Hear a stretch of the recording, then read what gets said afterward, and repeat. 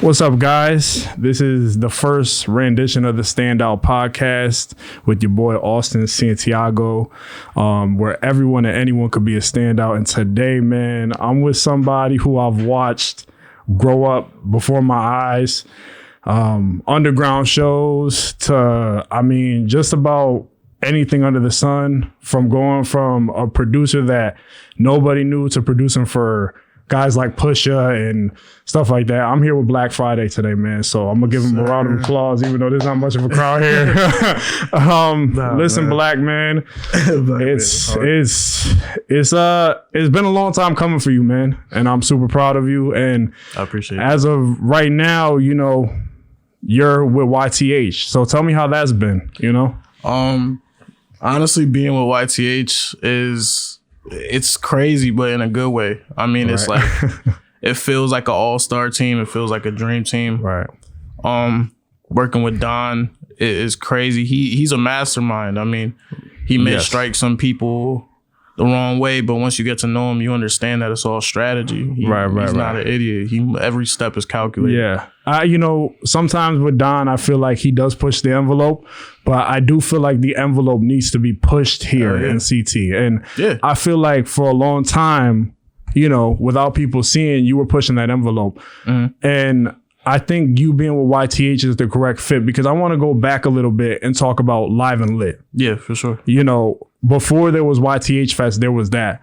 So tell me how linking with them and doing that also takes you back to when you were first starting and throwing those shows and stuff like that, and all the hard work you had to get to YTH.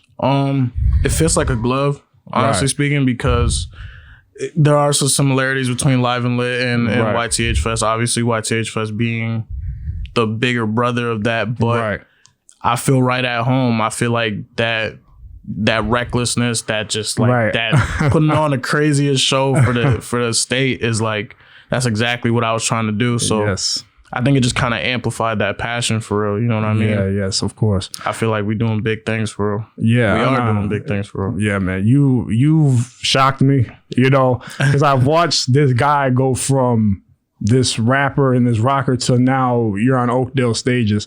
Yeah. So talk to me a little bit about that transition as well, because you've always been in rock music. Yeah, for sure. And you dabbled in rap, but now you're combining them in a way that I've never seen. So how are those two worlds like combining, and how are you doing that so well? Yeah.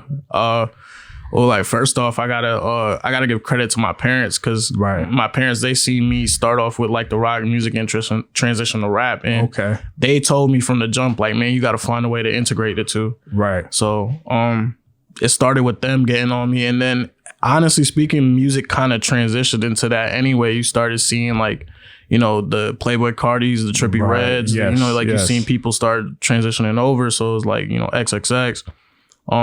So it kind of handshaked, you know what I mean? And then I started working with people like Big Worm, Don Zio P, that kind of, they're kind of in-betweeners as well. I call them that, Dillies like that too. Right. So I think once I started surrounding myself around like-minded people, it just became easier. It just became a lot easier. Yeah. And I want to talk to you too about that Tuesday crew. Yeah, you've been with Frankie with the Lisp. You've been with Big Worm. Yeah. You guys' ascension is also crazy. Just talk to me about the work that's going in right now with that whole crew in terms of just music and everything that you guys are doing over there. Man, it's amazing. We're like a family, honestly speaking. It's like a family of people that are just super talented. Obviously, like you said, Frankie with the Lisp, that's my number one. Right. Big Worm, Stevie Max, Doran Pierre, Dilly Gang, Big Worm. I'm trying to make sure I'm not leaving anybody else. You can't leave nobody out here. SP, that's my guy, SP. Okay. Phoenix Jack, he's a part of it too. Right. Yeah. New guy, Phoenix Jack. The music a lot. He's different. Yeah, he's definitely different. Definitely different. Big Worm, I'm gonna be honest, he looked like he should be playing for the Giants on Sunday. Yo, we say that all the time, bro. He'd be the perfect line. And it's the most amazing thing when you see him, because it's like he's this 6'5" dude, huge, and 6'9". There you go. Okay, so I stand corrected. I'm sorry, Big Worm. Don't at me or nothing. Don't get mad at me. But and it's just amazing. How did that all come together though? Like, when did that Tuesday crew come together? Like, what was that conversation like? I could tell you the exact timestamp, it was like February of last year. Right. And I went to a show. Frankie was performing. It was like a showcase, and one of the judges was actually Dilly, and the prize was studio time at the Stu. Oh, yeah. So he was there. So, and I honestly can't remember. I think she won. I'm pretty sure she won, or she just like linked up with Dilly anyway. Okay. But she started bringing me to the studio. So Frankie was there first. Right. Then, like, obviously me being cool with her, she brought me to the studio, and that's when I met the others. They were already kind of doing the Tuesday thing. Right. And really Dilly just kind of brought me along and kind of took me under his wing, and he was just like, yo, you just start cooking up with these guys. Right, like, right. this is the team. And once I started getting more comfortable with them one-on-one, then it's like cooking with them now is just like, it's so easy. You know what I mean? Right. Like now we're trying to switch it up and find ways to market off of it and stuff like that, just because everybody's like, and that's what's interesting. And I want to give a big shout out to Dilly Gang for even believing in my brother right here. Yeah, shout out Dilly. He's right now in a position that, I mean, he's at the top of the top when it comes to engineers out here. For sure. His name is everywhere. It's excelling. He has a clothing brand. Shout out Moneybag E. They're going crazy with the all the way clothing performances. Just tell me a little bit about, when you get brought in by Dilly, is there like a shock there? Is this something that you've always waited for? Like, what is that feeling when he says, why don't you come play the guitar on this record? Why don't you come do this on this record? Like, were you waiting for that moment, or were you just always kind of waiting in the weeds for it and knew it was going to come? Part of me knew that I was always going to get my shots, my opportunities, because, I don't ever doubt my skill. Right, of course. But it's all still like a shock to me, because like he really did was just every opportunity. I mean, like even meeting Don Zio P for the first time, that was because of him. Sheesh. I used to come to the studio almost every day when I first started going, and it was a Monday, and YTH Mondays, that's when Don comes to record. So, one time Dilly just told me like, yo, Don Zio P's in the other room, like go play him some beats. Wow. Okay. Just like that. You know what I'm saying? I was probably only there for like a month or two. Okay. So I'm feeling like, oh, damn, you know what I mean? Like, I gotta play beats. But me being me, I went over, I started playing some beats. Right. And he's the type of person, he gotta hear like only like the first 5 seconds of it. And he'll determine whether the beat is whack or not. I think that's the thing about Don that's interesting to me, is how he came on the scene. Yeah. When he does Dunk on Your Bitch, we're all kind of like, okay, this is kind of Southern-esque. He does 6-4. Yeah. And then he switches the script on us and he goes rock. Yeah. And I'm like, whoa.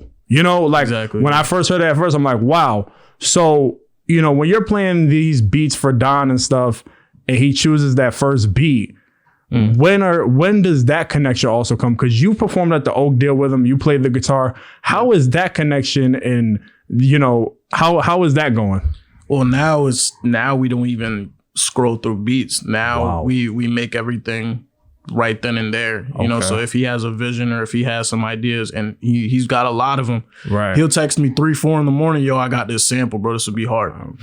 You know what I mean? Like you got to get up and go do it, huh? You got to go press that control pad that's right here and get to it.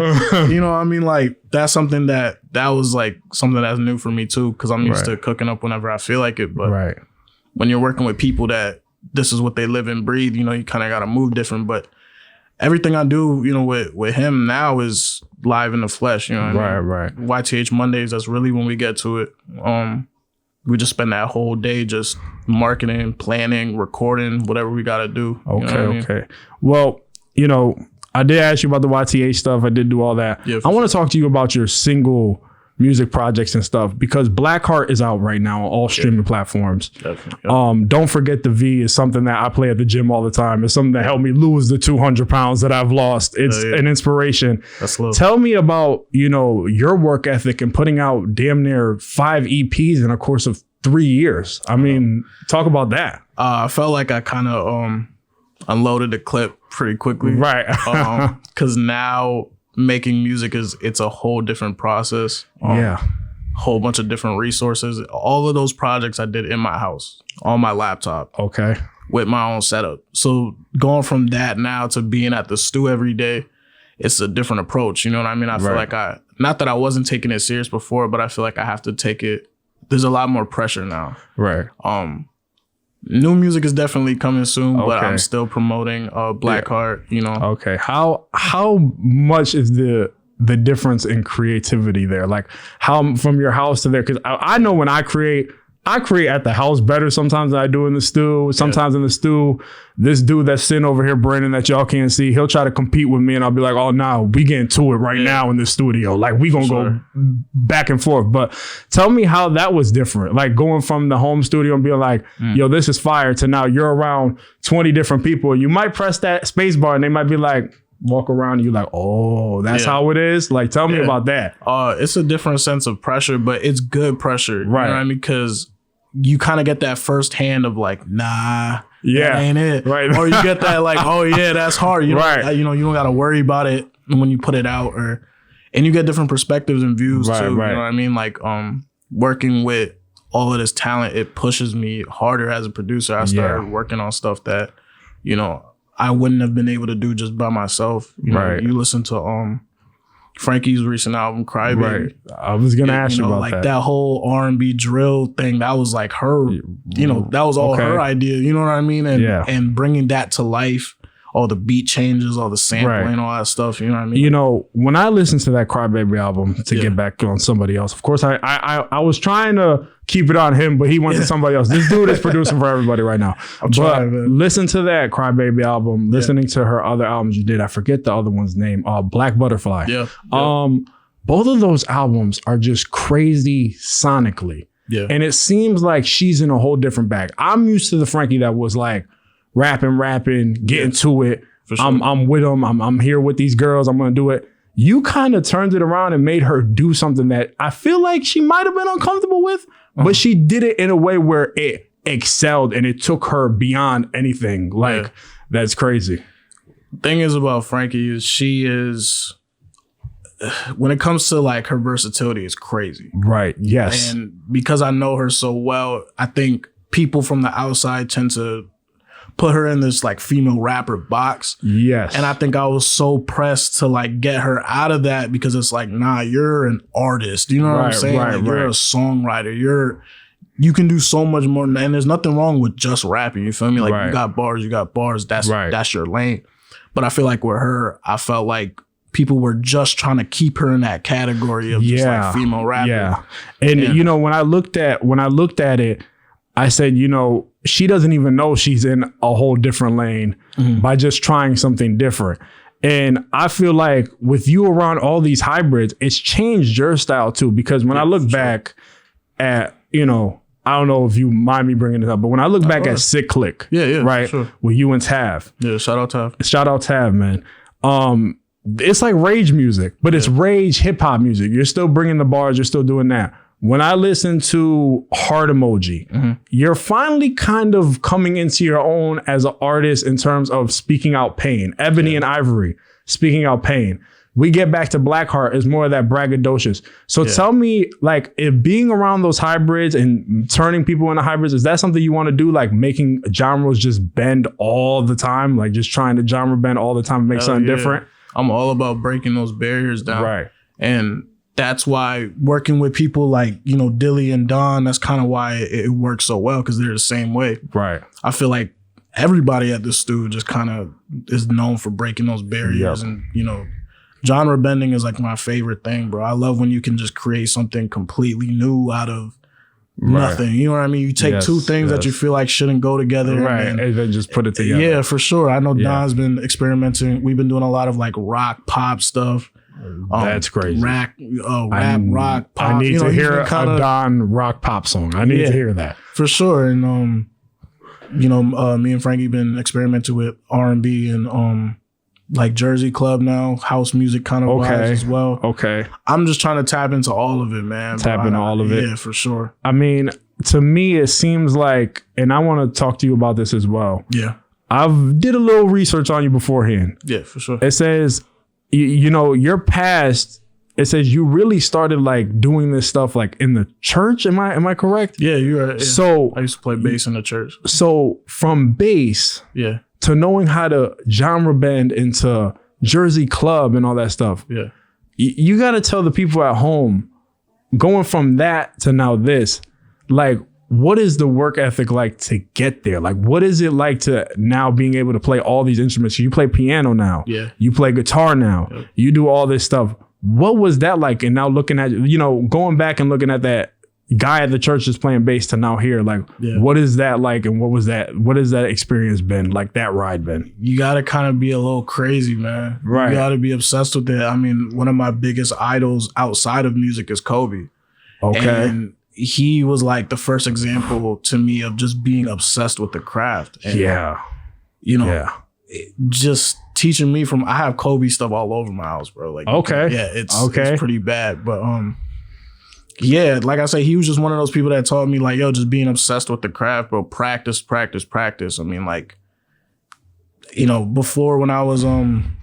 before I was at the studio and stuff, I was making beats at home every day. Obviously you kind of approach it differently now, but playing guitar every day, playing bass every day, I think that just being consistent is definitely the key. And honestly, playing live instruments helps me with production, because it's like, well, obviously, I just get a realer sense of the music, And how do you feel about this younger age of producers though? Because I feel like knowing how to play instruments, and a lot of these guys just know how to, I might hit the K key on the keyboard and produce. Like, what do you feel like the advantages are over those kind of programmers compared to producers? Like, what do you feel like the advantages are in playing those live instruments? Like, what advantages do you have over them? Truthfully, I just feel like you got a better feel for the music. Right. Like, obviously I would never say, like names and stuff, but I've worked with people and, I would see them like almost like program a beat, right? Oof. And then like the 808s would be off key. Yeah. And it's like, bro, how do you not hear that? And then I got to remind myself, like, bro, you're not even a musician at heart. So you can't even hear that, like, or you can't even tell the difference. So my only advice is I would never down talk how people produce. Right. But my only advice would be like, if you're trying to get into music, like really get into music, bro. Yep. If you're trying to be a producer, like, learn a little bit of music theory. You know what I mean? Yeah. Like, just a tiny bit. It's going to help you in the long run. It's just worrisome to me how somebody could pick up an iPad and they go to GarageBand and they'll do a loop and then loop the drums, loop the melody, loop everything, and then go sell it on BeatStars for $100. Yeah. And it's like, people are buying this stuff and rapping over this stuff. And now it's not only messing up, production wise, it's messing you up as a rapper, because you don't really know how to rap on a certain type of beat or a correct beat because your producer's off beat. Exactly. So I just want to ask you, as a producer, how integral do you feel like you are to an artist? Like, what, like, of course I'm screwing up today. Jesus, Saturday. Okay. But as a producer, you sat in that pocket where you've had to cut the track off and be like, yo, this ain't it right here. Tell me how you've done that, and tell me how you think these kind of programmers are not going to be able to do that in terms of how you've listened to music compared to them.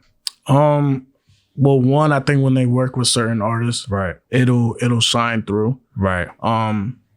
Like, for instance, like me working with Don. Right. He can kind of tell if you're like just programming a beat or if you really feel it. Right. It's his ideas are so like outlandish and so crazy that if you don't make music for real, you can't make a beat for him. Like it just wouldn't work. Yeah. Same thing with Frankie. Even Worm too. He's a musician as well too. I don't think he gives himself that credit. Right. But I think that even when people program those kind of beats like on an iPad, or when you get to like a higher level, and you start going into rooms with like label A&Rs or just even working with certain engineers and stuff like that, other producers, you can hear the difference. You can hear it. Yeah, you can hear, and even when it comes down to legal stuff, like, they can program those beats and they can use those loops and stuff, but when it's time to divide up the money, that's why I've always wondered, because I'm like, if you get a loop off GarageBand, how the hell are you supposed to copyright it and license it? Because that's a loop programmed into their system. Yeah, exactly. You know what I'm saying? So I don't know the exact like laws with GarageBand, but I know if you get a loop from this guy and then you get the drums from this guy and that guy, you got to pay all those people, so you got to divide it up. So, and as a producer, if you're even getting 50% of the song, now you got to chop up your 50 between all these people. Yeah. And I think that's the biggest thing about you that I kind of wanted to stumble in. Yeah. You're a producer that does not sample at all. You barely sample. Yeah. I mean, in this era of sampling, I mean, every drill song you hear is another song. How have you been able to stay so relevant and book so many clients without doing that? You just have stood the test of time without it. It's interesting. It's crazy because it's almost like an attraction. I think people affiliate sampling with like lesser ability to like execute as a producer, right? Which I don't think is necessarily true because sampling is an art in its own form, like, but that's just how I started making music. It's just from scratch. That's just how I knew. So sampling is something that I had to work on for real. I try to show a little bit of it, and that's interesting. But plus just the process of clearing a sample and all that. Like, I just don't feel like doing that 90% of the time. Yeah, that's interesting to me because when you think about like hip hop, it's a sample based art form, obviously. Yeah. Today's samples, everything like that. That's where I'm kind of like, you know, in limbo about it because I hear Blackheart, I hear Crybaby, I hear Ebony, I hear Ivory, and there's no samples on it. And I'm just like, this is amazing. Like this is crazy. This is different than anything I've ever heard. So when you do get that artist that does want that sample, are you willing to do it? Or is it like, we should probably go this way because the money's over here? Like, I'm open to it, you know, like, I don't mind sampling. You know, I think on Crybaby, the song Bills is a sample of Destiny's Child. Okay. I think the song is called Bills. I had to clear the. No, I mean like the Destiny's Child song. I know Frankie's song is called Bills. But that's so terrible. But again, I'm open to it. You know what I mean? Like that beat was actually a throwaway that I was gonna send to another artist, and she heard it and was like, "Bro, I need that. You need it." Yeah, and I try to make everything for her like on the spot, but that one, she heard that one. I was scrolling through them, and I tried to skip. And that was the one she knew right away. Yeah, for sure. But when it comes to sampling, I'm open to it. You know, I just would rather not. You feel me? Like if it's not. Because it takes me longer. I got to sit with a sample longer. Like, I feel like you really do in terms of how you chop it, in terms of the way the artist wants it, in terms of it's sped up, slowed down. Yeah. It leads me into my another conversation. You're also an engineer. Yeah. This is the year. We're in years now, damn near a decade of auto-tune. Yeah. Has that ever kind of stumbled you up being an engineer? Like, this person cannot sing and I have to find this key right here. I have to be able to do this and this is not matching with this, but I got to just make it work. Like, truthfully speaking, no. No. Cause even when I work with people who like sing, right. They still are slightly off key. Okay. So it's like, I mean, it is what it is. No disrespect to nobody, but you know, so I honestly speaking, if I know that you're not gonna be just straight rapping, I will always slap auto-tune onto the chain. Like I always do that, even if it's a little bit.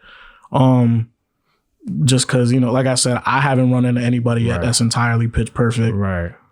Maybe that'll change in the future, but I'm sure that, you know, singers that are belting, they still put a little bit of that pitch corrector. Yeah, because granted, I'm not mad at auto-tune. Like I'm not mad at it. But then again, it's like, dude, everything you hear on the radio, to everything you hear from these artists coming out, it's like, dude, like it's bad. And some of it is just not keyed correctly. Yeah. You know, you're listening. That's where the theoretical part comes in. Oh my Lord, like what is going on right now? Like, how did they even let this get passed? Like, you know what I'm saying? For sure. But I also want to ask you too, you know, there was a big moment, and I don't know if we could speak on it, but I'm watching the story. And Don posts it and he adds King Push. Yeah. And then I hear your producer tag. Yeah. And I literally almost threw the phone across the damn room. I was like, there's no way this man has a song with Pusha T. Yeah. This is like the King Dakar of stuff for us, at least. Because CT, we don't get this. You know what I'm saying? Right. We don't have that. Tell me what that call was like and tell me like a little bit about what's going on with that. Yeah. You know, I can't dive into it too much, but okay. Kedar out in New York. He was like the main producer behind that. I was engineering for that session as well. I just made, like small adjustments to the song, but he really carried that beat. Shout out to Kedar. Yeah, shout out Kedar. He's tough too, man. Like he doesn't get enough recognition. He's with Blurred Entertainment. Okay. He's tough, man. Shout out them. Yeah, shout out Blurred. But yeah, like I say, he really carried that. I mean, he chopped up that sample. It was ridiculous. Yeah. I'm just glad that I was in that moment. I was there. Right. Cause I feel like that would have happened regardless without me, but that's just me being humble. Right. But nah, man, without you, that beat. It's a huge record though. It's a huge record, and I can't wait for that to come out and people can hear that. Man, I'm super proud of you. Yeah. And shout out Don for that. Yeah, man. Shout out to Don, man. Listen, man, I'm gonna wrap this up. I just want to say, man, Black, it's been a pleasure, man. Definitely. And I need to have you back on here. I just love everything you're doing. Unfortunately, this is a quick, short interview. Yeah, it is. But I need to have you on panels. I want to have producer panels. I want to have all that. I need to have you back. All my best wishes. I want to thank you for hosting Live and Litz, because without that, my name isn't here. So I just want people to know at home, without this guy right here, this podcast isn't happening. Yeah. Without Blvck Friday, without Tav, without oh man, I forget his name all the time. Rem Mello. I think the dude that owns Rets. Yeah, Rets. Yeah. Reds, without those people, Austin Santiago is not here. So I have a lot to owe this guy. This interview means so much to me, man. For real, thank you. Man. For real, man. Appreciate you, man. Definitely. You gotta have me back whenever. But yes, and you gotta give yourself credit too, man. I mean, he doesn't like to give himself credit, but this guy is a glue for a lot of important shit going on. Listen, man, I try. A lot of people don't like to listen to Austin Santiago, but I'm trying to tell you, I know what I'm doing here. Yeah, I got it. And listen to it is what it is. Yeah. Just open your ears a little bit. Listen, man, plug everything you got going on. Let them know where to find you, all that stuff. Yeah, man. I'm on all DSPs, Blvck Friday, BLVCK, and then Friday spelled regularly. Same thing on Instagram, BLVCK Friday. Okay. I'm selling beats. I got my BeatStars open soon. So people can. We need that link. Yeah, people can finally just buy beats from me. I'm usually like an in the person. Oh yeah, I know because I'm old school with it. That email. Me and him have an email thread about 80 different emails. Yeah, sure. Back when I was rapping, I used to send samples like every day. Can we try this one? And you're like, Jesus Christ. I got you, man. Yeah, I'm always down too. That's the thing. But yeah, BeatStars is open soon. YouTube is open soon, so everybody can cop. New music from everybody on the way. New music from I'm not gonna spill everybody's agenda. Right. A lot of hits coming out. A lot of big records. Shout out to Stu, 860. Shout out to Stu, man. Shout out Dilly Gang. Shout out YTH. Shout out Dilly. Shout out YTH. Everybody, man. Everybody, and honestly, too, I gotta just throw this in here. Shout out DJ Double N and Double Up Entertainment. Oh yeah, I love you. You know what I'm saying? Nate Nasty. If I mention Don and don't mention Nate, he gonna be like, "Oh, for real? That's how it is." You know what I'm saying? That's family, bro. But that's family. You know what I'm saying? But listen, Black. Anytime, anywhere you need me, I'm there. Feel me? I appreciate you, bro. For real. Got you, bro.